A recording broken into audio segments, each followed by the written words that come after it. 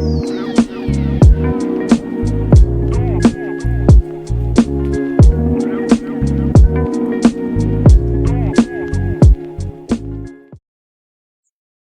guys, welcome back to the channel. Hope everybody's doing well out there. So, hopefully, this is the last episode of My Nightmare Being a Landlord. So, before I get started, let me just say I have had such a good day. There is nothing better than just being at home, being at peace, and the house is clean. I made a good hearty meal.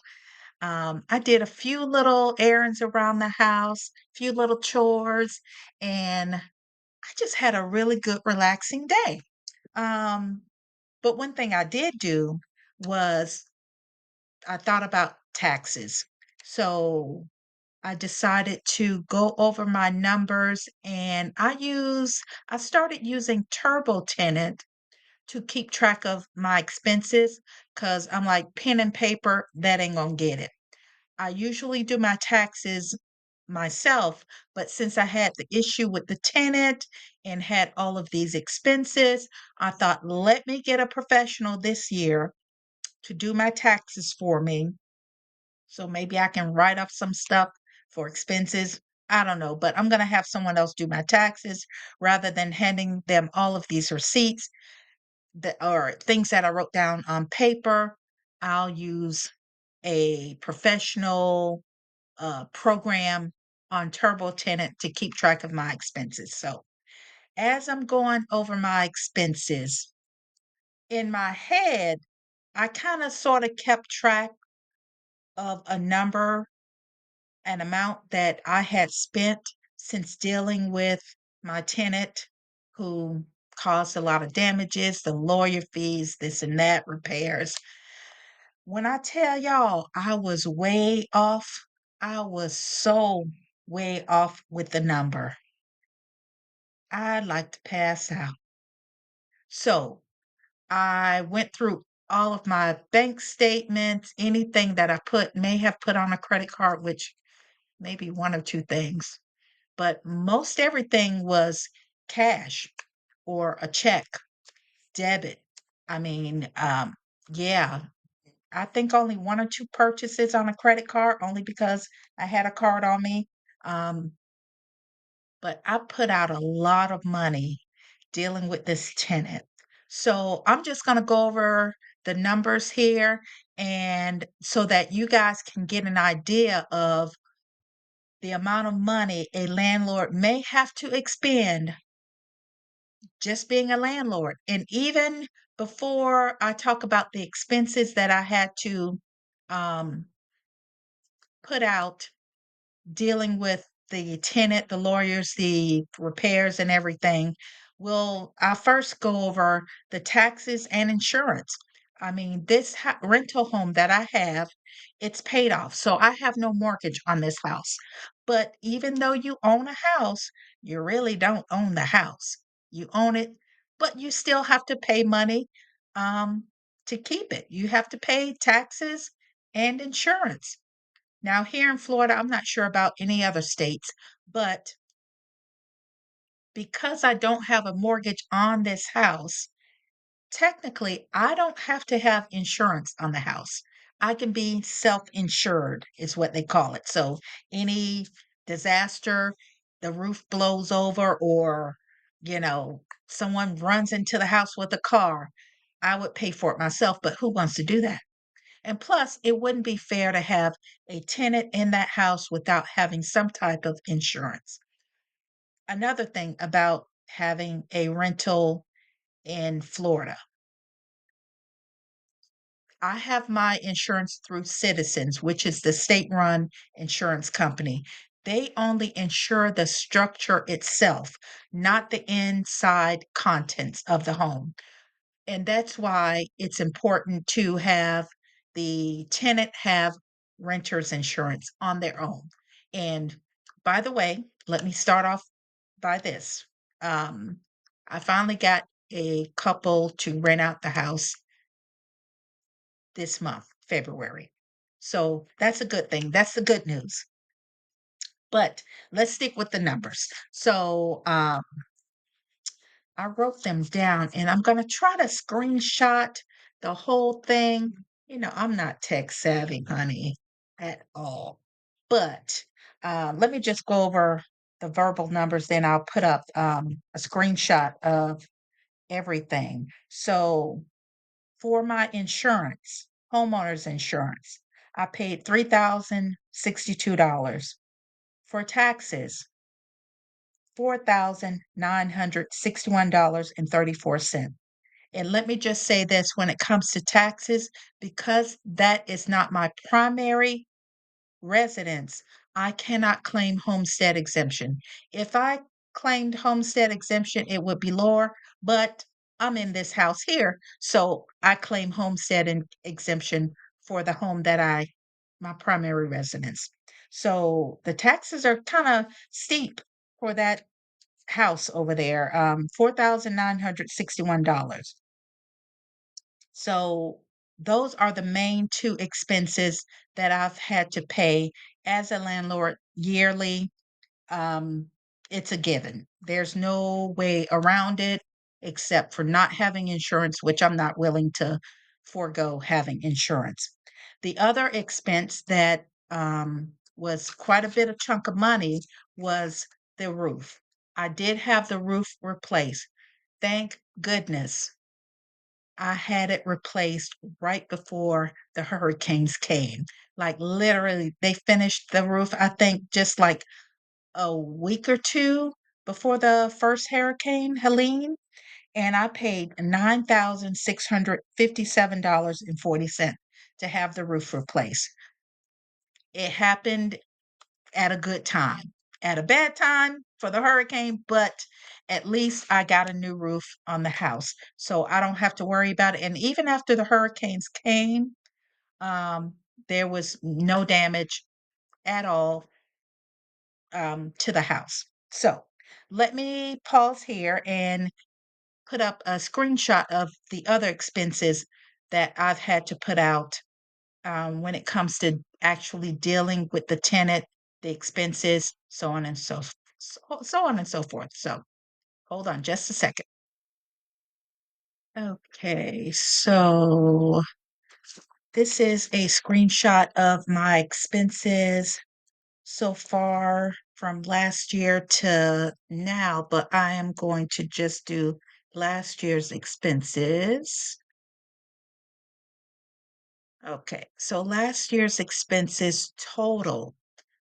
In my head, once again, I thought that my expenses was right around maybe $21,000, $20,000. But as you can see, my total expenses, $30,710.92. So let me break it down for you. So we're gonna go category by category. Um, taxes. As you can see, the taxes for again $4,961.34. And then we're gonna go back up to insurance was $3,062. And then I put under depreciation expenses, that would be the roof, $9,657.40. And then let's go to legal and professional fees. That would be the lawyer's fees. And I'm going to talk about that for a moment.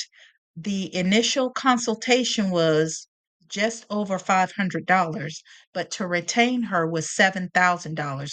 So over $7,500 to retain a lawyer. I'm going to pause here because every month she would send me a breakdown of how much of that $7,000 I've used.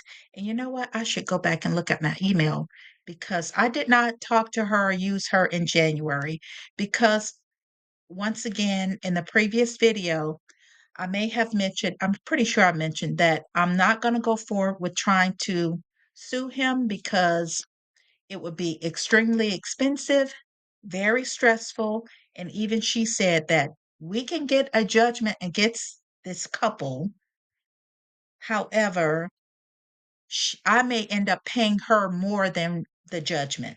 Okay. I mean, the lady costs like basically $500 an hour. So, anyway, I'm just going to let it go. I still have maybe a couple $1,000 on retainer with her. So I can get that money back. However, I am just gonna say that that money's gone. That whole $7,000 is has already been paid to her, and to keep her on retainer just in case I need her again, because I'm thinking if I chose to get the balance of that money back, maybe it may be $2,500 back from her. If I need her again, I would have to come up with another $7,000 to retain her again. So the money's already there. If I ever need her in the near future, she's still my lawyer. Um, I don't need the money right now because I still have my nest egg. I have savings, so I'm not desperate to have that couple $1,000. It actually could be $3,000. I'm gonna have to look and see. But anyway, I don't need the balance of that money right now, so it's just gonna stay with her. So I'm still counting it as the full $7,500 expense. So that's that. Then we're gonna start at the top. Cleaning and maintenance, I didn't do anything necessarily on that because I cleaned the home myself. Um, we're gonna do repairs. All of the repairs in that house cost me $4,740. Yeah. Supplies. That would include cleaning supplies, anything that I went to the store myself and bought. Um, Came up to $378. Any supplies that my contractor, Jose and them, um, use, they included that in the repair fees. Utilities. I had to pay to keep the water and the electricity on and to have lawn service. Um, so that came up to $386 for me. Yeah. So, my total, let me go back and just show you the total of everything was $30,710.92. I just had to pause for a minute. And once again, all of that money came out of my account. Anything that I did put on a credit card, it could have been just a small purchase at the Home Depot or whatever the case may be. Of course, I pay my credit cards off at the end of the month. Actually, I rarely even use credit cards anymore, but if I do, I pay them off at the when the bill comes. So all of that money came was out of my accounts, and it kind of hurt, but I know that that's part of being a landlord. It's a business, and sometimes you just gotta pay. So I also wanted to mention quickly that I went 4 months without that rental income. So I was charging them $18.50 per month times 4 months. That's $7,400 without rental income. Yeah, that hit me kind of hard, but I have to think that they were horrible people. They were scammers. So in the whole scheme of things, I'm glad that they're gone. And the money that I have expended so far um, is probably better than what I probably would have had to spend had they stayed and we had gone to court. So, gotta pay. There's that. So, um, it's going to take me some time to recoup that money, and I'm gonna recoup it. I will recoup it because, like I said, I have a couple that rented out the home starting this month. February 1st, I increased the rent. Yes, I did, because once again, it's a business. Previously, my mindset was, girl, don't have the rent so high, because you don't want people mad that they got to pay every month. They going to be mad that they got to write out that check or send you so much money. No, no, we're not thinking. We are going to start charging the market value of renting that house. It was built as a 3-bedroom, 2-bath, but I had to advertise it as a 2-bedroom, 2-bath only because one of the rooms I used as a TV room, so it does not have a closet door, but it really is a 3-bedroom. It's a corner lot. It has a garage, privacy fence, very nice lawn, uh, upgraded vanity, upgraded ceiling. It's a cute little house. So this time, um, well, let me tell you, the previous tenant, I was only charging them 1850. This go round, 2300. Yes, 2300. And I do not feel bad about it at all. I found a couple, they had the income. The credit scores were not that great because the wife has a lot of student loans. I understand. But they had the money to pay me. And it's funny because when I spoke to the lawyer, my lawyer wrote up a lease for me. When I tell you that thing was 10 pages long and then some, because you had all of the other little addendums. And as I'm reading them, I'm like, oh man, is anybody going to pay me first, last, a deposit, and pet deposit and pet rental?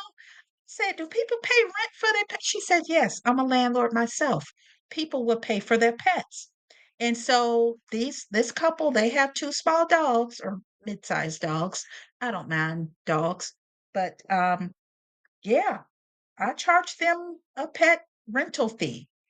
Um, and a non-refundable deposit for their pets, which was $250. My pet fee, monthly fee, only $25. I chose not to charge twice for the 2 dogs. Just once is enough. So really the rent is 2275 plus $25 a month for the pet, which brings it up to $2,300 a month. I think that's fair. And hey, like I said, it's a business for me now. I'm gonna have to change my mindset on being a landlord. And yeah, so like I said, it's gonna take me some time to recoup that money. And I know I'm still gonna have to, put out some more money. I will say this, the AC, part of the AC repairs, I did have to have some AC work done on the AC work done on the AC. But anyway, he did tell me that I will have to replace the whole unit probably in the summertime. So I already know in my head, I already know that I'm going to have to spend a few $1,000s in a few months. But that's okay. That's part of being a landlord, part of owning a house. So I'm okay with that. So what else did I want to tell you guys? Yeah. Um, so this should be the last part of the last episode of my series on being a landlord and my nightmare being a landlord. And um, so hopefully I won't have to tell this story again. So anyway, I think that's all I have for you guys right now. Oh, so thank you so much for watching. I appreciate it. Don't forget to like and subscribe, and I will see you guys in the next video. Peace.